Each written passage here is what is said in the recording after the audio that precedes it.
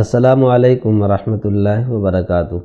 دیکھیے ماشاءاللہ بڑی آسانی کے ساتھ اور بہت اچھے طریقے سے ہمارا یہ کلاس چل رہا ہے، اور آپ بھی بہت لگن اور محنت کے ساتھ جڑے ہوئے ہیں، بہت اچھا لگ رہا ہے۔ آج جو ہم قاعدہ سمجھنے والے ہیں وہ بہت اہم ہے قرآن سیکھنے کے لیے، اور وہ ہے وقف کا قاعدہ۔ وقف کا مطلب کہاں ٹھہرنا ہے، کیسے ٹھہرنا ہے، اس کا یہ بہت امپورٹنٹ ہے، بہت اہم ہے۔ چونکہ اب آدمی پڑھتے پڑھتے جانتا ہے، جان تو گیا حرف کو ملانے، ایک حرف کو دوسرے حرف سے ملانے اب تک جان گیا، مگر اب سوال یہ پیدا ہوتا ہے کہ کہاں پر ٹھہریں گے، کہاں پر رکیں گے، اور رکیں گے تو کیسے رکیں گے، ہے نا؟ یہ بہت اہم بات ہے۔ تو آج کے سبق میں یہی ہم آپ کو بتائیں گے، اور یہ بات بہت اہم ہے۔ جیسے کہیں کہیں یہ گول نشان بنا ہوتا ہے ایسے، تو لوگ وہاں ٹھہر جاتے ہیں۔ تو یہ پورا قاعدہ تو ہم سبق میں بتا رہے ہیں، اور سبق کو غور سے سنیں گے تو آپ کو بات سمجھ میں آ جائے گی، مگر ایک بات بہت ضروری ہے۔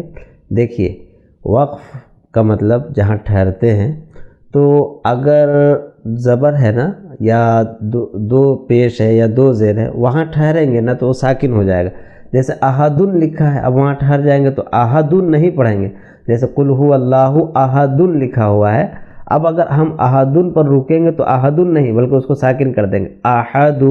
اسی طریقے سے عالمینہ لکھا ہوا، اب وہاں پر رکیں گے تو عالمینہ نہیں پڑھیں گے، عالمین۔ تو اس کا مطلب ہوا کہ زبر زیر پیش ہو، یا دو زیر کی تنوین ہو یا دو پیش کی تنوین ہو، تو جب وہاں پر رکیں گے نا تو اس کو ساکن کر دیں گے۔ جیسے عالمینہ سے عالمین، احدن سے احد، یا احدن سے احد، ٹھیک ہے نا؟ یہ ایک۔ دوسری بات یہ ہے کہ گولتا، گولتا کا مطلب یہ گول ٹائپ میں جو تا لکھا ہوتا ہے، اگر اس پر رکیں گے نا تو ہا بن جائے گا۔ جیسے القاریاتو لکھا ہوا، اب وہاں پر رکیں گے ہم تو القاریاتو نہیں کہیں گے بلکہ القاریہ۔ تو اگر تا پر رکیں گے نا تو تا ہا بن جائے گی۔ دو باتیں ہو گئی۔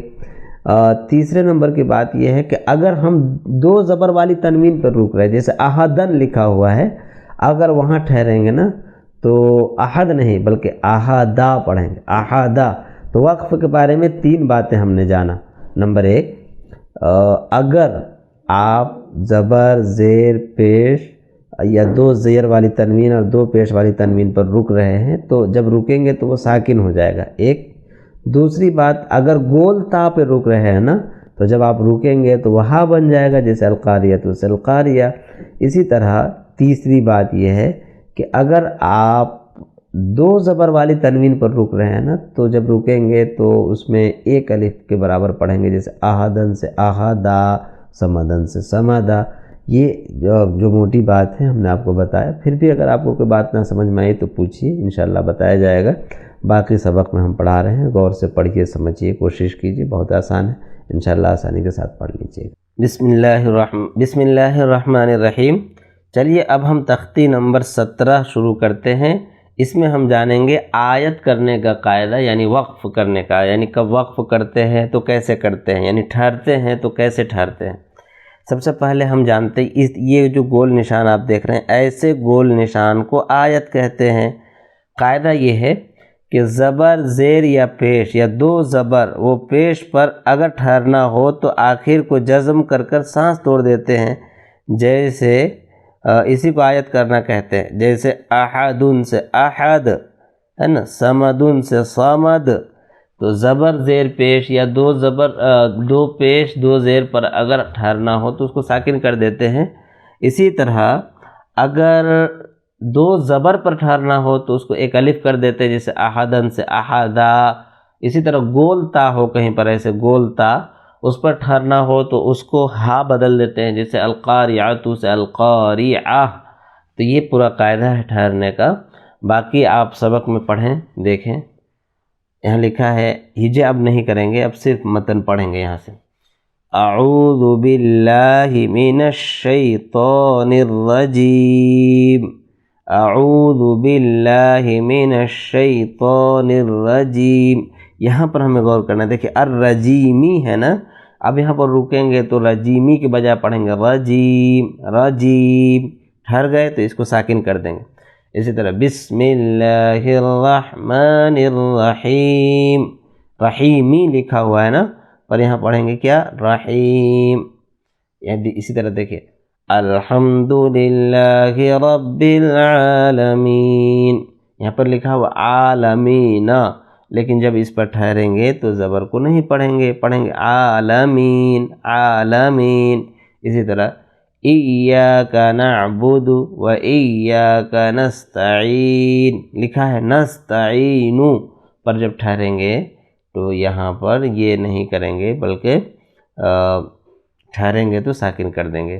اسی طرح قل هو اللہ احد، احد یہاں پر لکھا ہوا احد، مگر احد نہیں پڑھیں گے، رک جائیں گے تو ساکن کر دیں گے، پڑھیں گے احد. قل هو اللہ احد ان مع العسر یسرا، یسرا یسرن سے یسرا، ان مع العسر یسرا.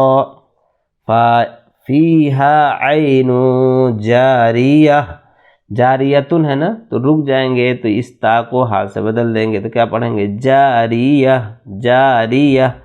فیہا عین جاریہ. اس کے بعد تسقی من عین آنیہ، تسقی من عین آنیہ. اب یہاں پر گول تا پر رکیں گے تو یہ ہا بن جائے گا آنیہ.